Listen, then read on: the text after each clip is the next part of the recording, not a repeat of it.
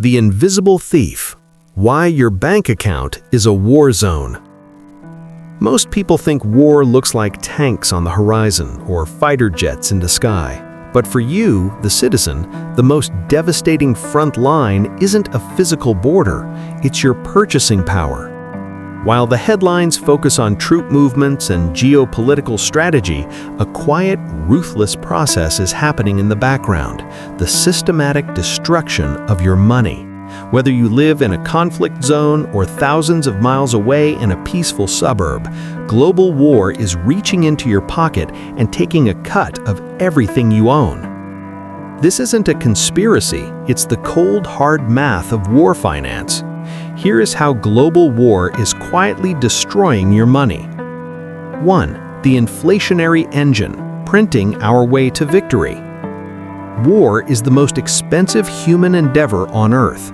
When a nation goes to war, or even just prepares for one, the costs are astronomical.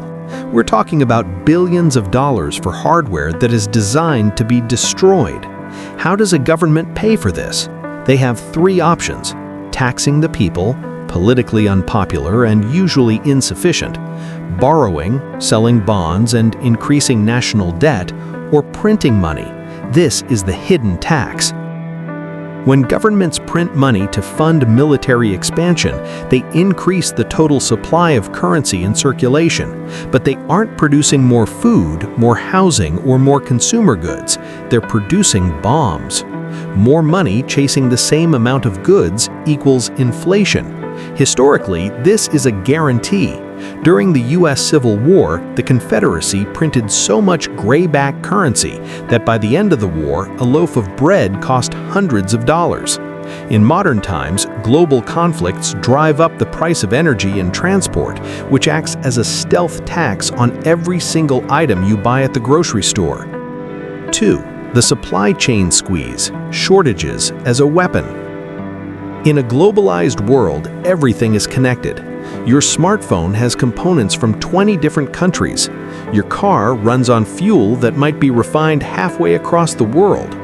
War shatters these links. Trade routes. When shipping lanes are blocked or contested, insurance premiums for cargo ships skyrocket. This cost is passed directly to you. Resource hoarding. Governments begin stockpiling strategic assets like grain, semiconductors, and oil. When the supply of essential goods drops but demand stays the same, the value of your money evaporates.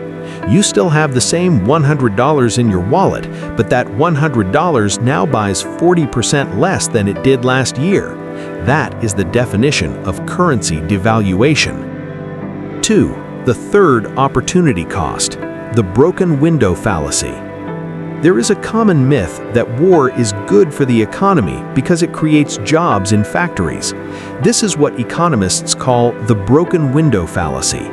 If you pay someone $100 million to build a bridge, you have a bridge that moves people and helps the economy grow. If you pay someone $100 million to build a missile, and that missile is fired and explodes, that $100 million is gone forever. There is no long-term return on investment for a weapon of war. This is the opportunity cost. Every dollar spent on military escalation is a dollar not spent on infrastructure, technology, or healthcare. This drains the real value out of an economy, leaving the currency backed by nothing but debt and the promise of future taxes. The bottom line: how to protect yourself. The quiet destruction works because it happens slowly enough that most people don't notice until it's too late. Your bank balance stays the same, but your life becomes more expensive. To survive the financial fallout of global conflict, you have to stop thinking in terms of currency and start thinking in terms of purchasing power. Hard assets. Historically, gold, silver, and real estate have acted as hedges when paper money fails. Diversification. Don't keep all your eggs in one nation's basket. Self-sufficiency. The less you rely on fragile global supply chains, the less the war tax can hurt you. The cannons may be firing thousands of miles away, but the shockwaves are hitting your bank account today. Stay alert, Stay informed, and remember, in the fog of war, the first casualty is the truth, but the second is your savings.